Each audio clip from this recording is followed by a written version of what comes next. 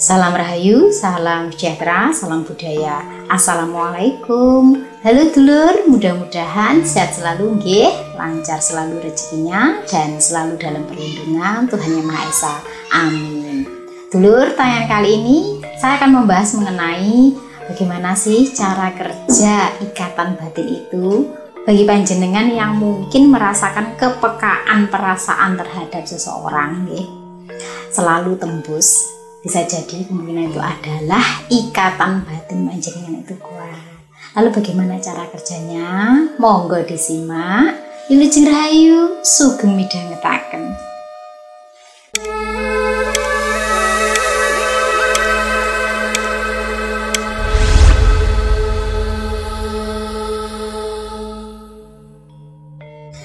Dulur, yang namanya ikatan batin itu meskipun tidak semua bisa merasakan, tapi adalah ya mungkin di antara panjenengan yang pernah tembus dengan apa yang panjenengan pikirkan, kemudian orang tersebut juga merasakannya.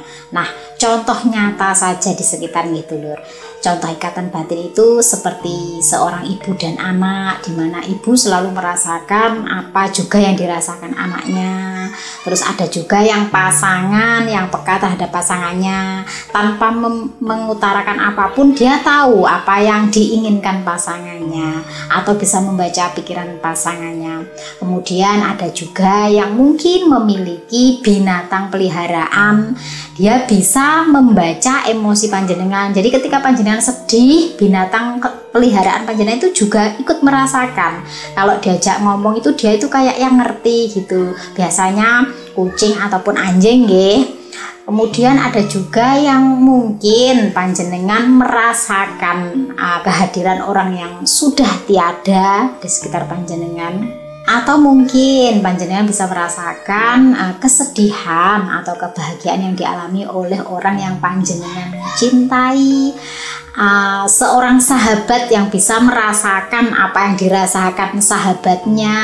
Atau ini yang biasanya paling sering terjadi nih, memikirkan seseorang, kemudian seseorang tersebut lalu menghubungi panjenengan.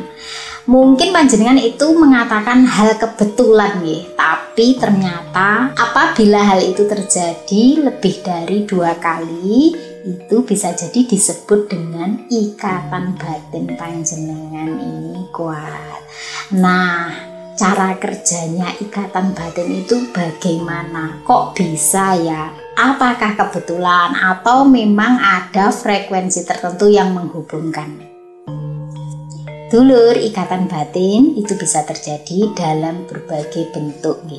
Semakin kuat hubungan emosional maupun spiritual terhadap orang lain, maka semakin nyata efeknya.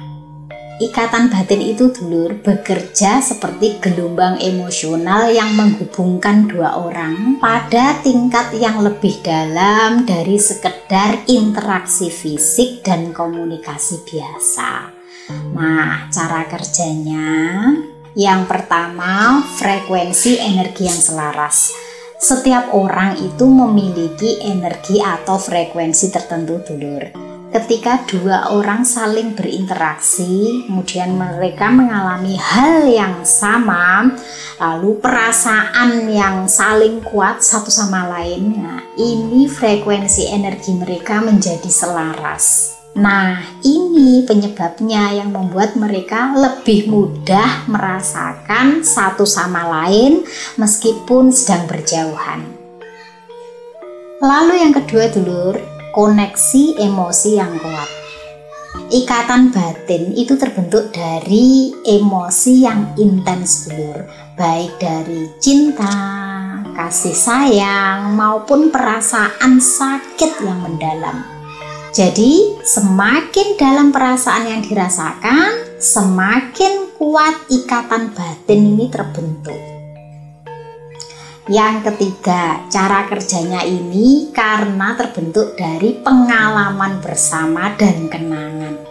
Dulur, ketika seseorang bersama-sama dalam kurun waktu yang tidak sebentar nggih, melakukan berbagai hal bersama, melalui banyak hal dan rintangan bersama, maka ini akan terbentuk ikatan batin. Hal ini terjadi dulur karena otak menyimpan pengalaman emosional yang berkaitan dengan hubungan tersebut, sehingga koneksi tersebut itu sulit untuk dihapus. Maka dari itu banyak pasangan yang telah lama bersama kemudian berpisah tapi masih bisa merasakan hal-hal yang berkaitan dengan mantan pasangannya. Ya itu tadi, karena banyak cerita yang dilalui bersama sehingga memori itu masih tersimpan dalam otak yang tidak mudah untuk terhapus.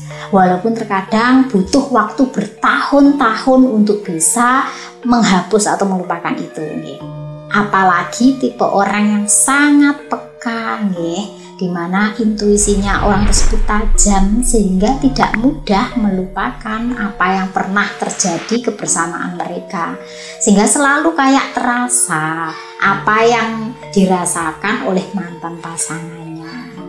Jadi kalau panjenengan mengalami hal itu seperti merasa terkoneksi padahal panjenengan sudah tidak memikirkan orangnya lagi, kok tetap ya masih kayak terasa, itu karena tadi karena pengalaman emosional yang masih tersimpan di otak dan sulit untuk dihapus.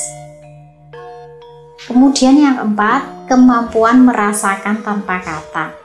Ikatan batin itu dulur bisa merasakan apa yang dialami seseorang walaupun tanpa diberitahu. Contohnya seorang ibu yang mungkin tiba-tiba merasakan gelisah, ternyata anaknya dalam masalah atau dalam bahaya, atau mungkin seseorang merasakan sedih tiba-tiba tanpa tahu sebabnya, ternyata orang yang dicintai atau disayangi itu sedang mengalami kesusahan atau kesulitan. Jadi ngerasakne tembus walaupun tanpa diberitahu dan tidak tahu alasannya kenapa bisa merasakan itu. Itu juga termasuk yang namanya cara kerja ikatan batin. Lalu yang kelima, telepati emosional. Nah, meskipun ini tidak bisa secara gamblang dijelaskan secara ilmiah, tetapi fenomena ini banyak yang mengalami. Contohnya, tiba-tiba panjenengan terlintas terbersit memikirkan seseorang. Kemudian orang tersebut itu tidak lama menghubungi panjenengan. Nah, padahal hanya cuman terlintas sebentar saja atau memikirkan orang tersebut, tetapi orang tersebut dalam waktu dekat menghubungi panjenengan. Nah, ini namanya cara kerja ikatan batin dulur. Atau mungkin tiba-tiba panjenengan itu merasakan sesuatu yang tidak beres pada seseorang. Tiba-tiba saja panjenengan berpikiran sepertinya dia kok begini begitu. Nah, ternyata yang dialaminya itu sama persis dengan apa yang panjenengan pikirkan. Nah, ini juga namanya cara kerja ikatan batin. Jadi kok panjenengan merasakan hal-hal demikian, berarti itu panjenengan itu memiliki ikatan batin dengan orang tersebut, walaupun orang tersebut itu tidak bisa merasakan seperti yang panjenengan rasakan. Karena tingkat kepekaan seseorang itu berbeda dulur, energi atau frekuensinya itu juga tidak sama. Walaupun ibaratnya kelet gancet dulur, tetapi belum tentu orang yang panjenengan ganceti iki juga merasakan hal yang sama dengan yang panjenengan rasakan. Kadang keduanya bisa tersambung memang perasaannya, tetapi kebanyakan hanya salah satunya saja. Jadi yang memiliki ikatan batin itu cuma sepihak saja, mampu merasakan apa yang dirasakan orang terdekatnya, tetapi orang terdekatnya belum tentu merasakan hal yang sama. Dan yang keenam, semakin erat itu semakin sulit dilepas. Dulur, ikatan batin yang kuat itu bisa membuat seseorang sulit melupakan. Meskipun mungkin sudah lama berpisah, lama tidak bertemu, bertahun-tahun, tetapi karena sudah masuk ke alam bawah sadarnya, maka hal itu sulit untuk dilupakan. Karena koneksi tersebut sudah tertanam dalam alam bawah sadarnya, jadi tidak mudah melupakan. wis kadung jangget istilahnya. Bahkan dulur, kadang sepanjang hayatnya itu masih saja terkoneksi. Tetapi dulur, yang namanya ikatan batin itu tidak mesti selamanya nggih. Kadang ada waktunya tersendiri dan juga tidak mesti selalu terhubung nggih. Ada kala di mana frekuensinya itu kuat sekali sehingga gampang tembusnya, tapi tidak selalu nggih. Kadang ada masanya juga di mana sudah tidak bisa merasakan lagi atau sudah tidak merasa tersambung lagi dikarenakan cara kerja ikatan batin itu sudah lepas. Dulur, ikatan batin itu bisa menjadi berkah bagi orang yang tepat nggih dalam menjalin hubungannya, tetapi juga bisa menjadi sesuatu yang menyakitkan apabila bersama dengan orang yang tidak tepat, di mana orang tersebut mungkin sering melukai perasaan kita. Jadinya kalau tersambung dengan orang yang sering melukai perasaan kita itu malah justru tidak enak nggih, karena peka dengan orang yang tidak sehati dengan kita. Nah, untuk itu dulur, menjaga dan memilih dengan siapa kita membangun ikatan batin itu sangatlah penting. Jangan mudah meletakkan perasaan dengan orang yang tidak sefrekuensi dengan kita. Artinya, orang yang tidak sama dengan perasaan kita. Kenapa? Karena itu bisa melukai diri kita sendiri. Kebanyakan seseorang itu tersiksa dulur karena ikatan batinnya itu kuat terhadap orang yang tidak memiliki ikatan batin dengan diri kita. Istilahnya seperti cinta bertepuk sebelah tangan. Kitanya peka, dianya enggak sama sekali. Mudah-mudahan panjenengan bisa paham dengan apa yang saya sampaikan nggih dulur.